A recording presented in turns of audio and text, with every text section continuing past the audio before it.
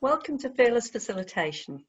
Most business leaders we work with are fully aware that they have a wealth of experience and ideas within their people and often come to us looking for some simple tools, tips and techniques to unlock that creativity and run meetings that make it really easy for everyone to speak up and give people confidence to share their thoughts and ideas.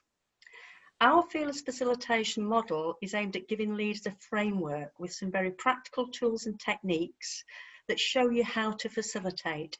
It's been tried and tested in both face-to-face and online meetings, and it works. What we're going to do today is share with you 3 tips from that model so that we can show you how you can generate more ideas in your meetings, and also how facilitation can help you build collaborative relationships. It's great for creating team working, and it also saves you time and money. We don't know many people who want to be spending time in meetings that make absolutely no difference. So here are 3 areas we're going to focus on today. We're going to look at purpose, which is about how we set you up for success in meetings. We're going to look at plan, which is about how you design meetings to create engagement. And we're also going to look at how you get the best out of your people. And our first tip is to have a crystal clear purpose and communicate that with impact to everyone involved before the meeting. I can't tell you how many people we come across in the corporate world who, having just invested 2 hours of their valuable time in a meeting, come out the other side and say, not really sure what all that was about. The easiest way to get your purpose clear is to write what you want to achieve in one simple sentence. Something like, to boost business by generating as many ideas as possible. A statement like that really sets your group up for success and will get the creative juices flowing even before you start. If you want to ramp up their focus and engagement further, identify what's in it for them of achieving the meeting's outcomes and highlight those key wins in your invite. Their subconscious minds will automatically start to generate ideas from the minute they read their invite. So that means in the meeting, they'll be ready to share their initial ideas really quickly and then easily spark new ideas in one another as the meeting goes on.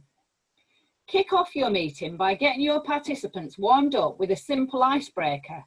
Maybe ask them to share one thing that inspires them or the best thing about their business. They could put that either in the chat room or share it verbally, depending how many people you've got.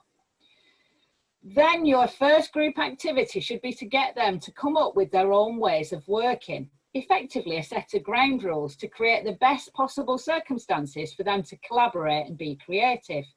Things like keep our cameras on, keep mobile phones off, don't talk over one another. Those things give your participants real ownership of defining the best environment for them to innovate and ignite one another's passions. Just as importantly though, if you keep their ways of working viable throughout the session, make it really easy for you to manage their behaviour and maximise results. We don't know many people who come up with great ideas when they're worried about speaking up or nervous about saying the wrong thing. So we help leaders plan their meetings using our format tool, which shows them how to create engagement and get people involved. Let me give you a quick example of a recent meeting I observed, where a manager brought together his sales and production team and told them he wanted them to come up with some ideas on improving their client satisfaction score.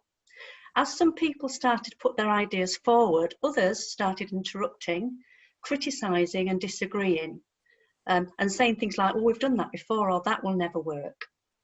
After about half an hour, half of the team were arguing and the other half had disengaged. Not a great meeting. Here's an example of some idea generation guidelines that you might use to put people at ease and get them on the same page to help create that team working.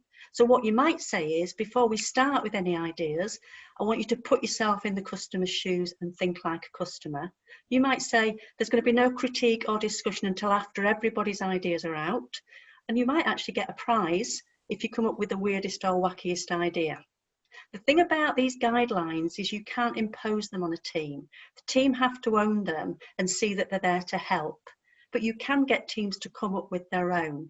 So now let's look at some of the people tips. People, we're all different in how we process information and how we prefer to contribute. This is really important to consider when you're designing your format, your plan. Including everybody helps to build stronger relationships because people feel they have had the chance to share their ideas. They feel like they've been listened to and are valued. Plus, you spark creativity. So how do you get people to come out of their shells? Well, we must remember that reflective people need time to think. Pre-reading can help so they can digest the information prior to the session. Be careful, though, not to put people on the spot. Some people are very happy to talk through their ideas, but however, sometimes they can appear to be dominating the discussions, whereas others like to think things through. So as a facilitator, we must manage the input from the group, ensuring everybody's ideas are heard. Quiet people can be really innovative if they're given the space to be so. Finally, as a facilitator, it's really important to consider your own style and how this can have impact on the session.